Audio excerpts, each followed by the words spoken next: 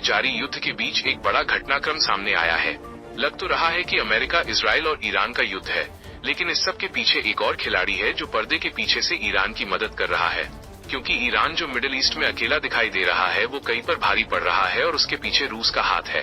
एक media report के अनुसार ईरानी हमलों ने पूरे क्षेत्र के कम से कम 7 अमेरिकी सैन्य ठिकानों पर हमला कर उसके कम्युनिकेशन और रडार सिस्टम या उसके आसपास के ढांचों को भारी नुकसान पहुंचाया है। ये हमले वीकेंड और सोमवार को बहरीन, कतर, कुवैत, सऊदी अरब और संयुक्त अरब अमीरात में स्थित अमेरिकी सैन्य ठिकानों पर किए गए। लेकिन सवाल ये है कि आखिर ईरान इतनी सटीकता से कई खाड़ी देशों में संवेदनशील अमेरिकी सैन्य ठिकानों को कैसे खोज पाया?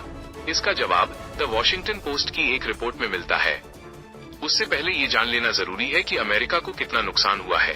रिपोर्ट के मुताबिक हमलों का मुख्य निशाना सैटेलाइट कम्युनिकेशन टर्मिनल, रडार, डोम और अन्य ऐसे उपकरण थे जिन्हें खाड़ी देशों में अमेरिकी सेना के कमांड एंड कंट्रोल नेटवर्क की रीढ़ माना जाता है। सबसे बड़े हमलों में से एक कतर स्थित अल उदीद एयरबेस पर हुआ, जो इस क्षेत्र का सबसे बड़ा अमेरिकी सैन्य ठिकाना है। इसके अलावा ईरानी ड्रोनों ने रियाद और कुवैत में अमेरिकी दूतावासों और सऊदी अरब और कतर में तेल और गैस बुनियादी ढांचों को निशाना बनाया। अब बात करते हैं कि ईरान को ये सटीक जानकारी कैसे मिली। रिपोर्ट के मुताबिक युद्ध शुरू होने के बाद से ही रूस ईरान को मिडिल ईस्ट में अमेरिकी युद्धपोतों और विमानों की स्थिति सहित अमेरिकी सैन्य संपत्तियों के बारे में खुफिया जानकारी मुहैया करा रहा है। अधिकारियों के अनुसार युद्ध शुरू होने के एक सप्ताह के अंदर ही अमेरिकी सेनाओं को ट्रैक करने की ईरान की अपनी क्षमता कमजोर पड़ गई थी, इसलिए रूस से मिल रही यह बाहरी खुफिया जानकारी उसके लिए बहुत मूल्यवान साबित हुई।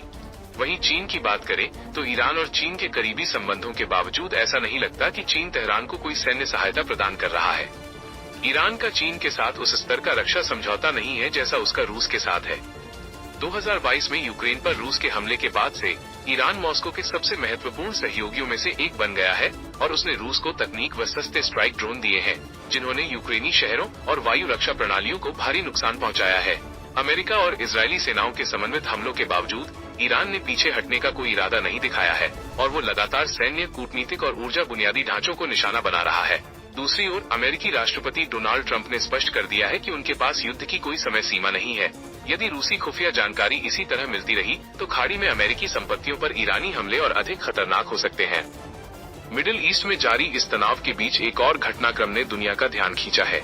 अमेरिका और ईरान के टकराव के बीच ईरान के एक आधुनिक युद्धपोत आईरिस देना पर हमले ने स्थिति को और जटिल बना दिया है।